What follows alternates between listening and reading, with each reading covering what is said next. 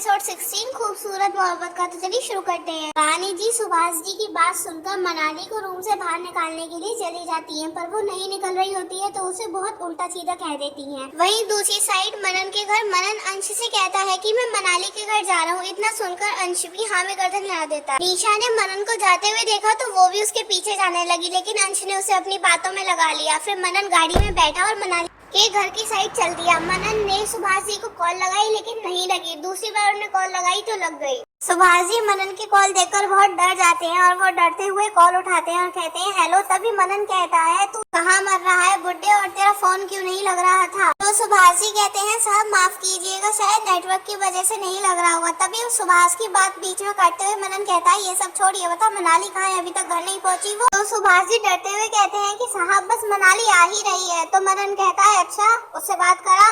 तो सुभाष जी कहते हैं कि वो वॉशरूम में है। तो मनन कहता है ठीक है उसे रोक कर अब मैं आ रहा हूँ उसे लेने। इतना सुनकर सुभाष जी बहुत डर जाते हैं। तो सुभाष जी कहते हैं कि साहब आप क्यों परेशान हो रहे हैं, वो आ जाएगी आप चिंता मत कीजिए। तो मनन कहता है कि जितना कहा है उतना कर, अपना ज्यादा दिमाग मत चला, उससे कह मैं आ रहा हूँ 10 मिनट में आ जाऊंगा मैं। इतना कहकर मनन अपनी गाड़ी की स्पीड बढ़ा देता है। रानी जी की ये सब बातें सुनकर हालत खराब हो जाती है। सुभाष जी उन्हें सारी बात बता देते हैं।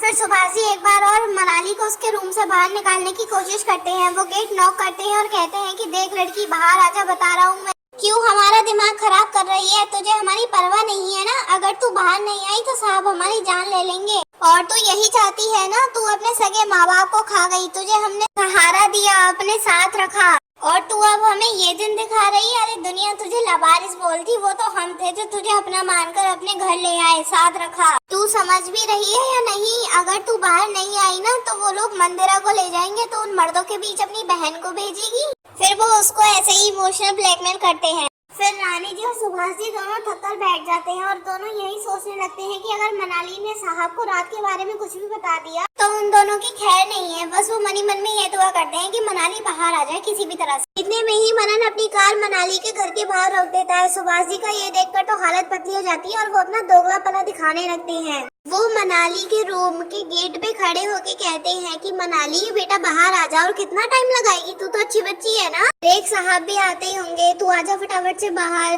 कितनी दफा बोला है तुझे काम मत किया कर, तेरी तबीयत खराब हो जाती है, अब आजा फटाफट बाहर, और कितना टाइम लगेगा तुझे? रानी जी सुभाष जी का ये बिहेवियर देख के चौंक जाती है और उनके पीछे मनन खड़ा होता है जो उनकी ये सारी बातें सुन रहा होता है। और अंदर मनाली को भी भनक लग जाती है कि उसके चाचा गिरगिट बन गए हैं, मतलब उन्होंने अपना रंग बदल लिया है। फिर मनन सवालिया नजर से कहता है क्या हुआ मनाली को? जब रानी जी ने मनन की आवाज सुनी तो उन्हें सुभाष जी का बदला हुआ बिहेवियर समझ आ गया। फिर सुभाष जी कहते हैं कि साहब आप आ गए, वो मनाली की थोड़ी तबीयत ठीक नहीं है। फिर मनन चिंतित होते हुए कहता है क्यों, क्या हुआ मनाली को, वो ठीक तो है ना? मनन मनाली के रूम के गेट के पास आता है और उसका नाम लेकर जोर जोर से गेट खटखटाने लगता है। फिर वो सुभाष जी से कहता है कि अगर उसकी तबीयत खराब थी तो बता नहीं सकता था, मैं अभी डॉक्टर को कॉल करता हूँ। तभी अचानक से गेट खुलता है और मनाली गेट पर खड़ी होती है। मनाली को देखकर मनन उसकी तरफ दौड़ते हुए आता है और उसके गाल पर हाथ रख के कहता है कि मनाली तुम ठीक तो हो ना, क्या हुआ तुम्हें?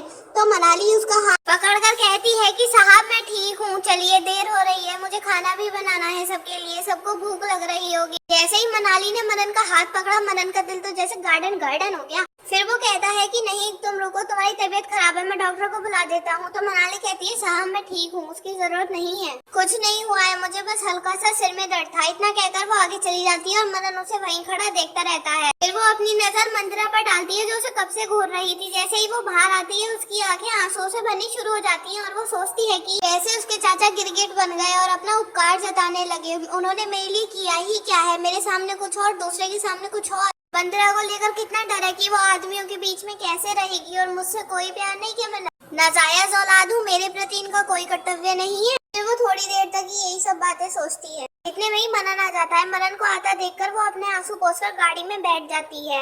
ये देखकर मनन भी अपनी गाड़ी में बैठ जाता है और उसे कुछ कहने का मौका नहीं मिलता और फिर वो अपनी गाड़ी चला देता है। मनन बस यही सोच रहा होता है कि वो मनाली से कैसे बात करे। रात तक तो वो ठीक थी, लेकिन अचानक से सिरदर्द कैसे होने लगा।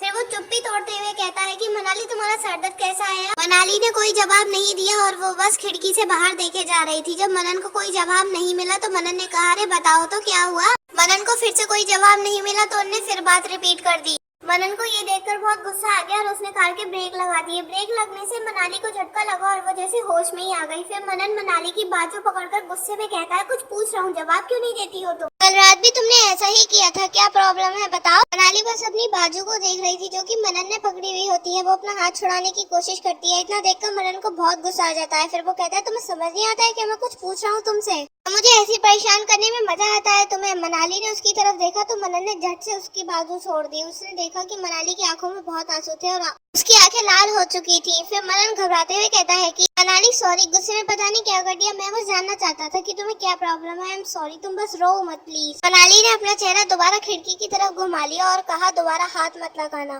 तो गाइस, इसी के साथ एपिसोड 16 खत्म होता है। आपको कैसा लगा हमें कमेंट करके जरूर बताना। लाइक और शेयर करना मत भूलना और अगर आप चैनल पे नए हैं तो सब्सक्राइब जरूर करना।